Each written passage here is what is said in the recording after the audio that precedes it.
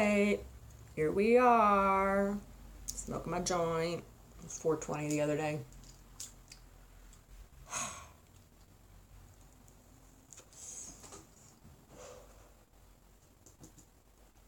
So, I'm gonna paint on a little bit of a face here. Talking about painting. And I got another clip that I haven't made public yet, that I haven't uploaded yet, that I just might upload because it's how I really, well, it's not totally how I really feel, but it's how I feel about some things. We'll see. We will see how that, what I do with that. Got a couple new, recently picked up a new thing in my CC cream, because, you know, I have a couple foundations, full coverage.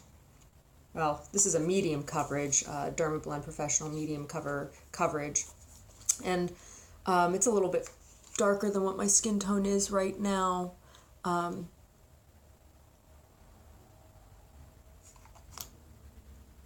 But, you know, when I got this one time when I had tan lines from wearing sunglasses, and so it's a little bit darker than what my skin tone normally is. And the same thing with this Naked Skin Weightless Ultra Definition Liquid Makeup from, what is this? This is from Urban Decay.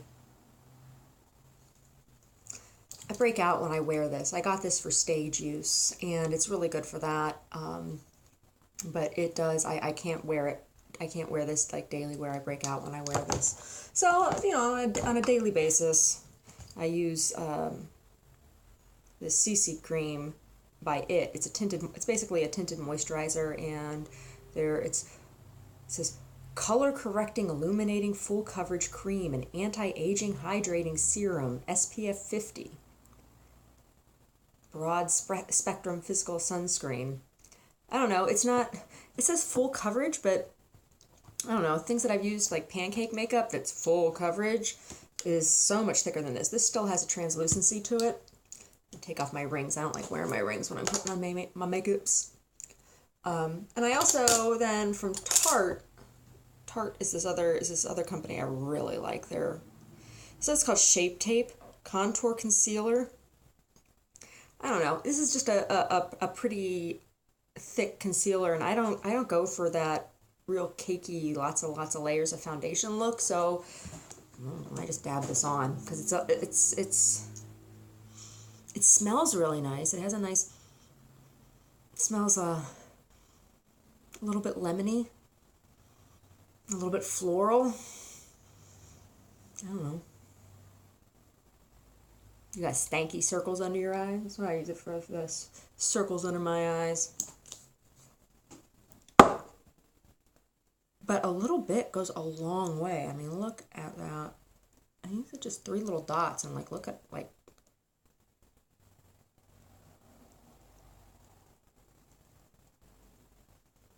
oh.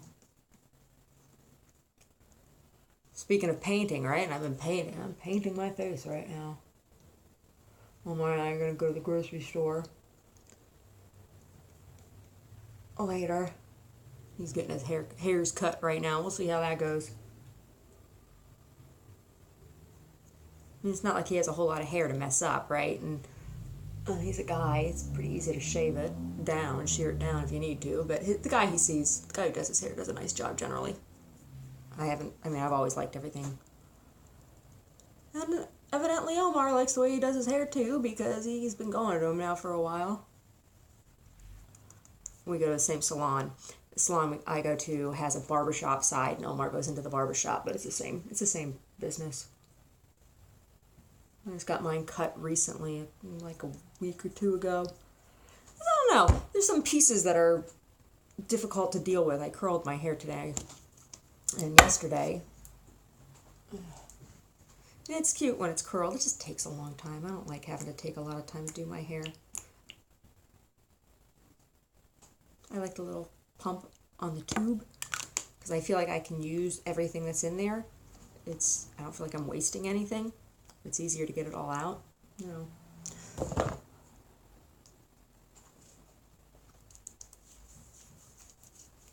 need to start framing my paintings.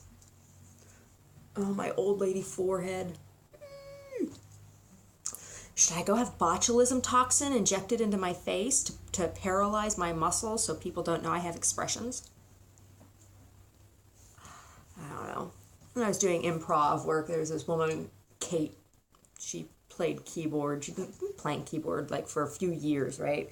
It sounded to me, she was fairly recently divorced, like within the past 5 years of the time that I met her. And from what I gathered together, she had had a drinking problem and was married to somebody who had some potentially personality issues, and then she had I don't know. I don't know what all her deal was, but she told me she she didn't drink. She was in AA. She got Botox. I remember her saying.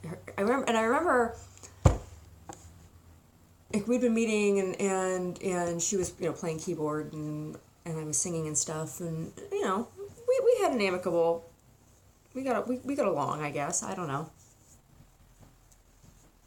There was something weird about. It was all weird. Everything with improv. I met her doing improv at Pan Theater in Oakland. That was a bizarre experience. Ugh. But anyway, Kate had gotten Botox in her forehead, and this is in the time she and I were working together. And I remember showing up at her. She had her piano and keyboard at her place, so I'd go to her place when we rehearsed, because you don't exactly carry around a piano, right? When she answered the door, she was like making this weird face at me, and like, well, and I'm just like, what's going on? And she's like, can't you tell? Can I tell what? She goes, I got my forehead done. I'm like, oh, I hadn't noticed. Either way, I hadn't noticed. That was weird. But I got some pretty deep lines. I bet you could notice. It would be very, very noticeable. Poster for Force Awakens, and they have that. They probably had to Photoshop that in on that woman's face. She's got my eyebrows, whatever. Because when you see her, the actress, she doesn't look like that. So I'm guessing that was Photoshopped on. Shit, I could have played that part, and they wouldn't have had to Photoshop no lines in my head.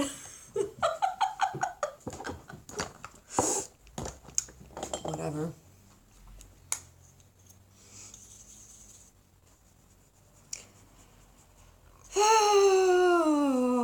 Botox. Botulism toxin. I know what that is, right? Botulism is a bacteria that grows on contaminated food, particularly contaminated canned goods, and you can be sure, or you can suspect that there's botulism in something if you open up a can and it bubbles and it's bubbling, like there's bubbles that come to the top. That's like, ooh.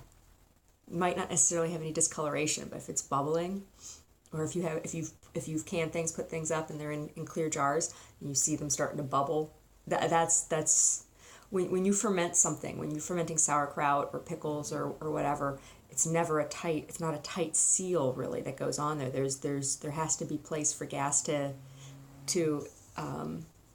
escape, so you don't get bacteria and things, because probiotics are a good thing. Botulism is not. So like there was an expedition of explorers up in the Arctic or something, and they died from botulism poisoning from their canned goods, from their canned foods. Oh.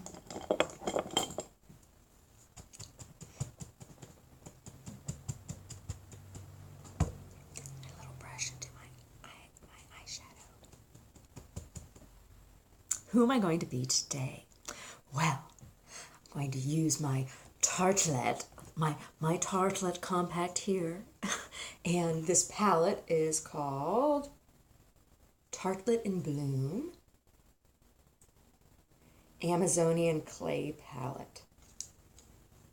Love the texture of their cosmetics. The pigments are so fine. So recently I tried making I made a lip balm or lip salve, and it's more of a I would call it an an intimate rouge, because you can use it to like rouge your nipples or rouge your hoo-ha, you know, because sometimes you might want to do that when you're anticipating having an encounter, when you're preparing to have an encounter. But it's a salve, a moisturizing salve. And I used a combination of cocoa powder, like a fine dark cocoa powder, ground beets, and ground rose petals, and also a little annatto seed. So, but I mean just a little bit of annatto seed. When I was grinding, the texture, everything was good. Like when I mixed it first through with the beet powder and the cocoa powder, that was like good. I didn't grind my rose petals fine enough, and I ground them in a mortar and pestle because I was trying to be all old-fashioned, vintagey in the way things would have been made. As far as, because people have been making cosmetics for a long time, and there's ancient Egyptian recipes in hieroglyph on tablets that are recipes for beer making and for making cosmetics, Anyway, so I was grinding my own rose petals, and I didn't grind them fine enough, and so it's not a creamy, pretty texture. Texture of these cosmetics is really, really nice, and I think they're using a lot of ground minerals as opposed to synthetically derived pigments, because there's a difference. And on one hand, there's some pigments, there's some natural pigments that are super, super poisonous, and so you have to find something else to make that color. Like red's a really difficult color in glass making and things, because lead makes red. Gold also makes red.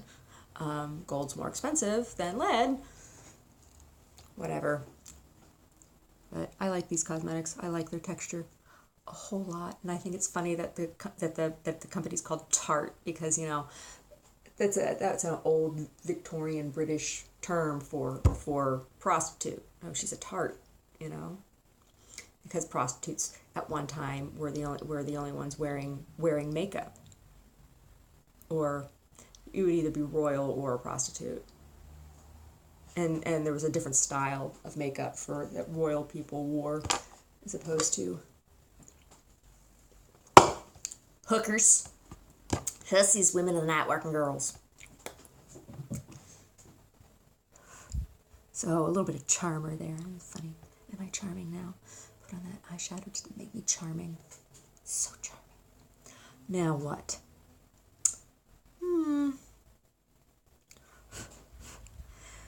Am I feeling like a smarty pants? Am I feeling like a sweetheart? Am I feeling like a firecracker? Am I feeling like a rocker? There's one here called Smoke Show. I might do some eyeliner with that today.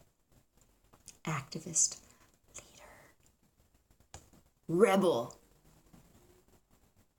funny girl. Funny girl's a little bit glittery. Ooh, my funny girl. Think about I like wearing the shimmery metallics, but they're not great for day wear for me. I'm in my late 30s now. 38, that's officially my late 30s.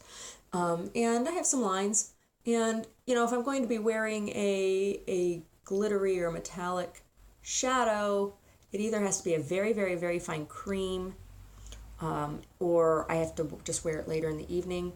Because if I wear it all day, it gets stuck in the lines, and you can really see it. But so I try not to wear too much metallics anymore on my eyes. I think I'll go with sweetheart, though. I'll be your sweetheart.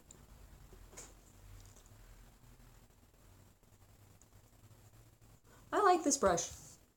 This was the concealer brush from a Bare Minerals kit that I got one time. I liked the Bare Minerals. I wore that for a long time. For a number of years, I wore Bare Minerals, and I liked the brushes and everything, and the way it was blended. It was very natural looking, and I suppose they still make But after a while, my skin started to break out wearing it. I don't know if they changed their formula. I mean, I washed my brushes, so, I don't think it was because I had contaminated brushes. Sometimes you build up tolerance like you do with other things or whatever. So far, I haven't had any problem with the Tarte cosmetics. And I don't generally break out. I might get a zit now and then. And when I do get one, it's always like in some awful, ridiculous place. Like sometimes I'll get one right on the very tip of my nose, and I can see it. I can see it out of like corner of my eyes, and I know that everybody else sees it, and anybody I talk to is looking at it because I get this like big red dot right at the very tip of my nose. Sometimes I get one there. Every now and then with my cycle, I get one right between my boobs, right at the top of my cleavage. Big red one. I had one, and it was there for like a month. Oh, it was horrible because it's sweaty there, and it rubs, and it's like. Well, I started packing it with this salve that I made, and that dried it up and healed it up, and then it was gone finally. That was just like, I hate it when I get that one there. And sometimes I'll get one like right here. That is usually from an ingrown hair. Like if I get one here, or if I get one up here, that's usually like after I get my eyebrows waxed or whatever, a couple days after I get my eyebrows waxed. When I was a teenager, when I was first like going into puberty, and after, just a couple in the years right after my period started, I used to get them all over my forehead, and I get them on my upper chest here, and I have them on my back. It was horrible. Oh, it was awful. For a little while, I went to a dermatologist, and they used to use like, what was that, liquid nitrogen or something? They freeze them, right, to dry up, kill any bacteria that was there, because I was, some of them would get like weird and cystic, and of course I had cystic acne for a while because of medication I was taking. Once I got off that medication, then that went away, thank God. Horrible stuff. What gave me?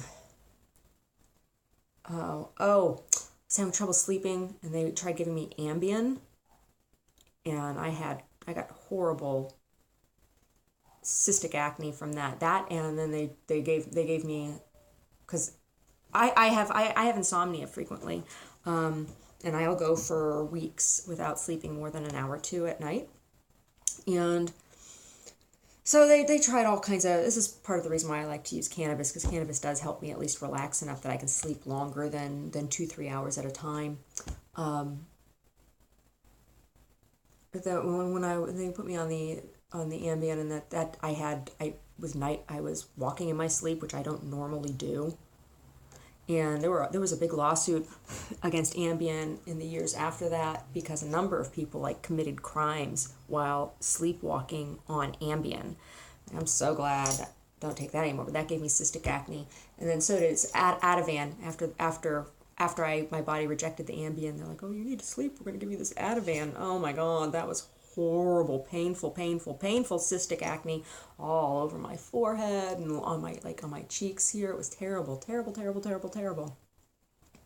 Those things are awful. Those drugs are awful. Just gotta find other ways to relax and fall asleep.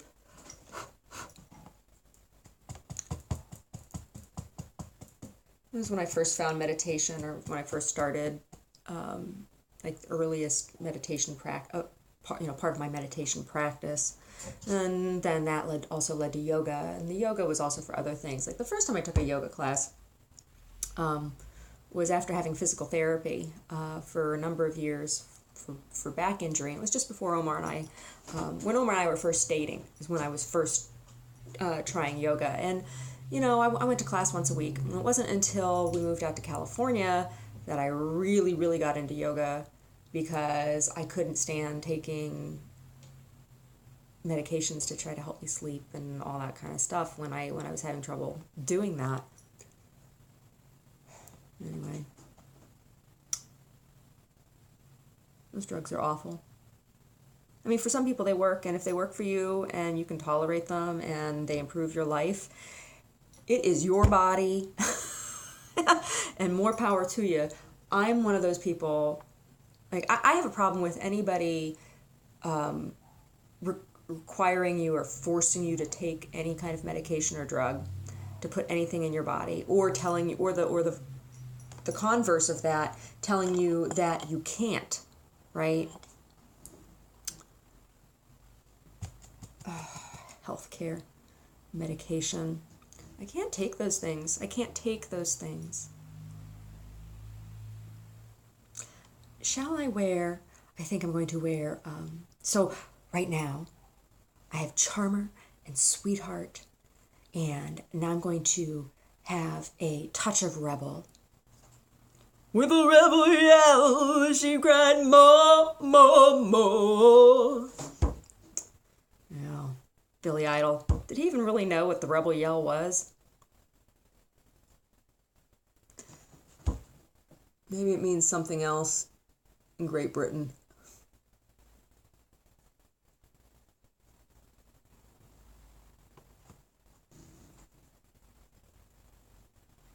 Oh, the rebel yell in the American South is something to do with the Confederate Army, right? Like, or maybe I'm wrong about that. I don't know. I have no connection to the Confederate Army. In that respect, I'm a total Yank. I'm not yanking your crank. Crank, that's a horrible drug. Meth. Horrible drug. Horrible, horrible drug. I talked in one of my shows before about this kid Malik. And I saw him, then I didn't see him for a long time. Or not for a long time, but just like for a couple months, you know? And then the last time I saw him, he looked like he was like 80 years old. All of his hair was gray. He was missing. He had like one tooth in the front. It's like, meth, that's a horrible, horrible drug. A little bit of Rebel. A little bit of Rebel. Now, for a touch of leader.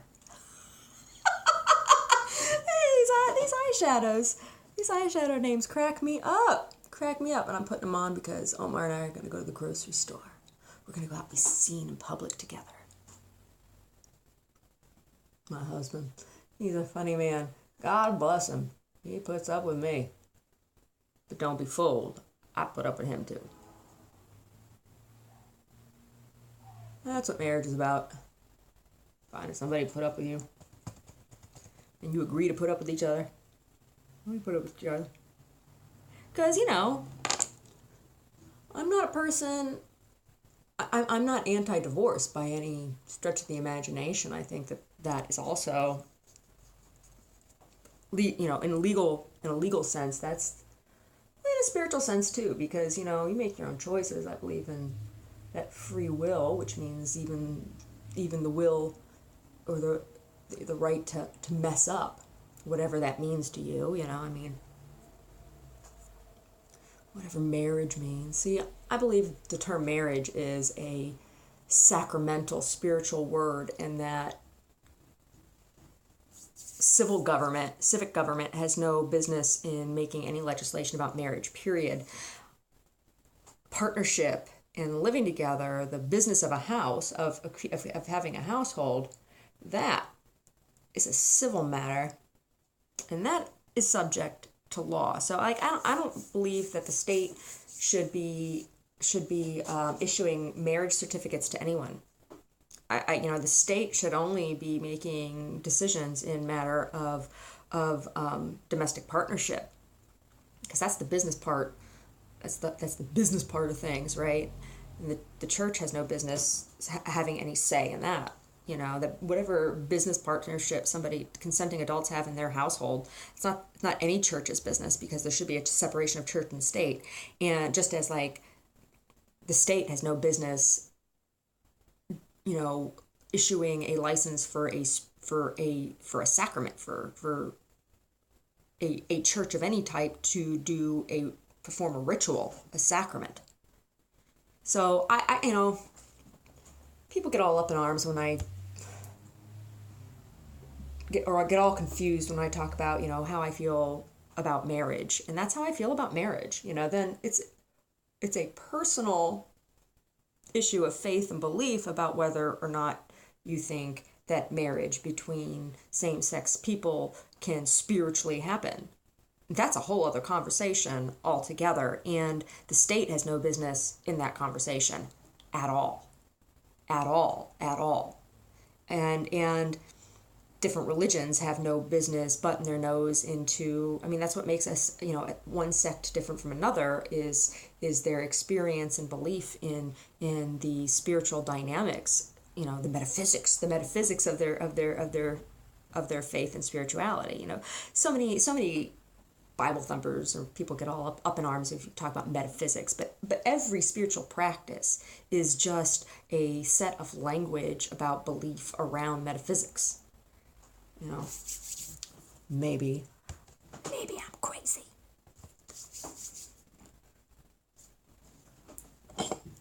This brush, this is the one I want to use for using this smoke show. Put a little on smoky line. Lash line. Is this too heavy for day wear? Maybe it is. Maybe I just look like a clown. Am I a clown? Should I balance on a ball? Oh. Some people think my sword dancing is like a circus act. It's not. Never performed with a circus, number one. Although I have ancestors who were honest to goodness circus freaks. Circus freaks. People get all weird about circuses with animals and things, and performing with an animal can be a dubious thing, because you have to weigh, is the animal's right? Is the animal being treated humanely? And that perspective is different among different people. But, in the original days of traveling circuses, those were the people that were in those circuses weren't considered any different than the animals that were in the circuses to the patrons that came to see the circus. And I think that's something that's lost on a lot of people today. And yeah, I feel bad for the animals that are kept in small cages and things, and I'm glad when they are liberated. But there's also, I think, a level of liberation that needs to happen to people as well, and an acceptance. Oh, my nose is itchy. I had a cup of coffee this morning. Ooh. Sometimes coffee makes my nose itch. Caffeine sometimes makes my nose itch.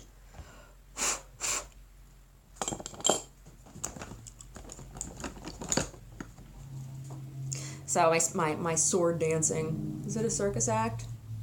I don't think so. I mean, I can see how somebody might think that. But it's more of it's part of my personal spiritual practice, or at least I use meditation technique and spiritual metaphysical technique when I am doing that work. And I do it for a number of reasons: for personal information about the health of my body, because depending on my range of motion and abilities, like I have a running benchmark of what my body is capable of doing, right? And so I know when there's change that I can compare it to the physical experience of being in my body. And because I live with chronic pain, I've talked about that too.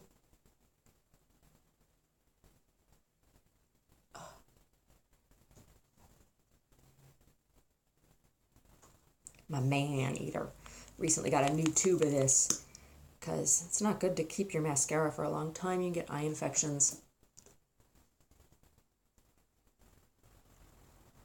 So I usually keep my mascara for a couple months. Some people will say, oh no, you only keep it for a month. I keep mine for a couple months. It's too expensive. I think this tube costs like $28. That's expensive. Well, sometimes I don't wear it at all, but I like it. Ooh, here she comes. Watch out for her, she'll chew you up. Oh, here she comes. She's a man-eater. I wouldn't if I were you. I know what she can do. The woman is wild and she can really tear you up. Mind over matter.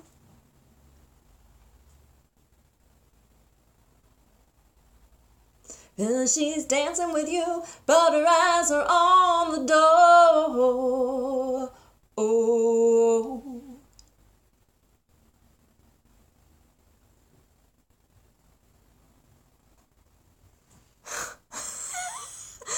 Is this song about a woman gigolo? Or is it about some woman that every guy wants to put that on? Oh my goodness.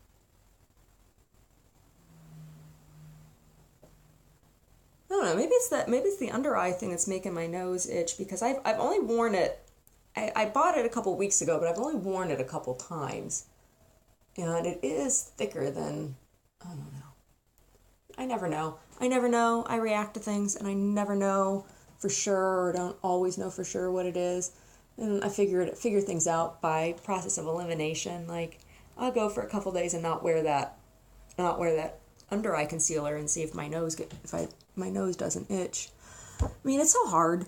When I was in high school, I had a friend who was like allergic to everything. Adam Grow. Poor guy. Like, he was like allergic to everything. He went on to join the Air Force. He saved my life one time. And anyway, I always felt bad for him, and I was allergic to some things, but not like he was. And as I get older, I find myself being sensitive to, or having a reaction to more and more things, and it's really frustrating.